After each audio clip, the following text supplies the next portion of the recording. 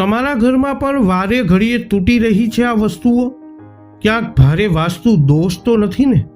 તરત જ કરો આ સહેલો ઉપાય, નહીં તો રિસાઈ જશે માં લક્ષ્મીજી. નમસ્કાર મિત્રો, અંબા એસ્ટ્રોલોજી ગુજરાતી ચેનલમાં આપ બધાનું ખૂબ ખૂબ હાર્દિક સ્વાગત છે. મિત્રો, ઘરમાં અચાનકથી કોઈ વસ્તુ પડીને તૂટી જવી એ સામાન્ય બાબત લાગી શકે છે, પરંતુ વસ્તુઓ તૂટવી એ ગ્રહ દોષો અથવા નકારાત્મક ઉર્જાનો સંકેત હોઈ શકે છે. શનિ અને રાહુના અશુભ પ્રભાવને કારણે થતી આ સમસ્યાઓના કારણો અને બચવાના અસરકારક વાસ્તુ ઉપાયો વિશે આજે અમે તમને જણાવવાના છીએ. ઘરમાં સકારાત્મક ઉર્જા કેવી રીતે પુનઃસ્થાપિત કરવી તે વિશે આ વિડીયોમાં વિગતવાર આવો ચર્ચા કરીએ. મિત્રો, ઘરમાં અચાનક કંઈક પડીને તૂટી જવું એ સામાન્ય લાગે છે, પરંતુ જો આવું વારંવાર થાય છે તો જ્યોતિષ અને વાસ્તુશાસ્ત્રમાં તેને ગંભીર સંકેત માનવામાં આવે છે. કાચના વાસણો, અરીસાઓ, ઇલેક્ટ્રોનિક વસ્તુઓ અથવા સુશોભનની વસ્તુઓનું વારંવાર તૂટવું એ ઘણી વખત નકારાત્મક ઉર્જા અથવા ગ્રહ દોષનું કારણ માનવામાં આવે છે.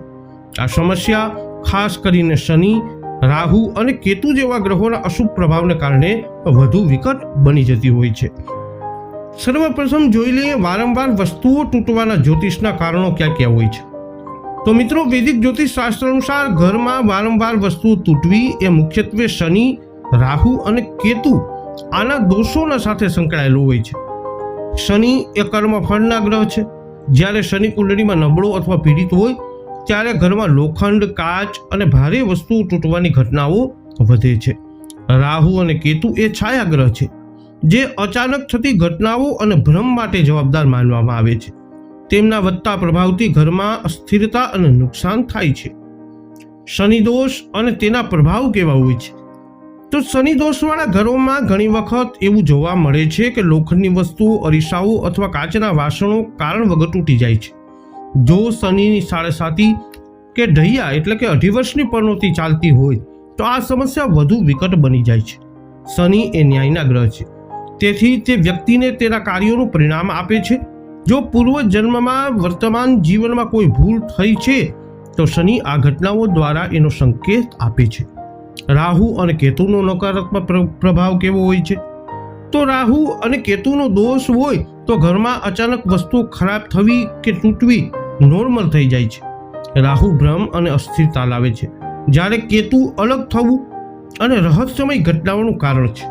આ ગ્રહોના પ્રભાવને કારણે ઇલેક્ટ્રિક વસ્તુઓ વારંવાર ખરાબ થઈ જાય છે અને નાની નાની દુર્ઘટનાઓ થતી રહે છે. નકારાત્મક ઉર્જાના સંકેતો ક્યાં છે? તો જ્યોતિષ અને વાસ્તુ શાસ્ત્ર અનુસાર ઘરમાં નકારાત્મક ઉર્જાનો વાસ હોય તો વસ્તુઓ વારંવાર તૂટવા માંડે છે. સતત તણાવ, સંઘર્ષ, નાણાકીય નુકસાન અથવા સ્વાસ્થ્ય સમસ્યાઓ પર નાનો જ એક ભાગ હોય છે. જો ઉત્તર પૂર્વ દિશા ગંદી હોય, પૂજા સ્થાન અવ્યવસ્થિત હોય કે ઘરમાં જૂની તૂટેલી વસ્તુઓ પડી હોય તો નકારાત્મક ઉર્જા વધે છે. કઈ વસ્તુઓ તૂટવાનો શું મતલબ?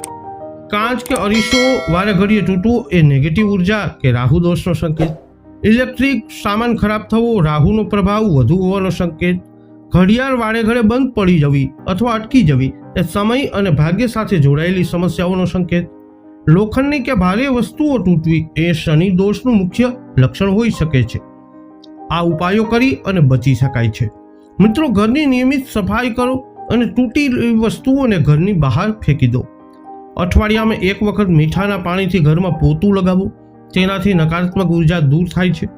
શનિવારે શનિ મંદિરમાં સરસવના તેલનો દીવો પ્રગટાવો અને કાળા તલ, સરસવનું તેલ અને લોખંડનું દાન કરો. રાહુ શાંતિ માટે બુધવારે દુર્ગા સપ્તશતીનો પાઠ કરવો અથવા કરાવડાવો. હનુમાન ચાલીસાનો પાઠ પણ કરી શકાય છે. ઘરના ઉત્તર પૂર્વ ખૂણામાં હંમેશા સ્વચ્છતા અને ઉજાસ રાખો. અહીં જો પૂજા રૂમ છે તો તે શ્રેષ્ઠ છે. રોજ ઘરમાં અગરબત્તી કે ઘીનો દીવો પ્રગટાવો, તેનાથી સકારાત્મક ઉર્જા વધે છે. ઘરમાં વારે ઘડી વસ્તુ તૂટવી એ સામાન્ય ઘટના નથી. આ મોટા ભાગે શનિ, રાહુ, કેતુ દોષ કે નકારાત્મક ઉર્જાનો સંકેત હોય છે. સમય રહેતા આ ઉપાયોને અપનાવી અને તમે ઘરની સકારાત્મકતા વધારી શકો છો અને આવનારી પરેશાનીઓથી બચી શકો છો. યાદ રાખો, જ્યોતિષ ઉપાયો સાથે સકારાત્મક વિચાર અને સારા કર્મ પણ જરૂરી જ હોય છે. તો આ અંગે તમારું શું માનવું છે? તમારા અભિપ્રાય શું છે કે તમારું મંતવ્ય શું છે કોમેન્ટમાં જણાવજો. વિડીયોને લાઇક કરજો, શેર કરજો. હજુ સુધી આપે અમારી ચેનલને સબસ્ક્રાઇબ નથી કરી તો અવશ્ય કરી લેજો. ફરી મળીશું નવા વિડીયોમાં. જય અંબે.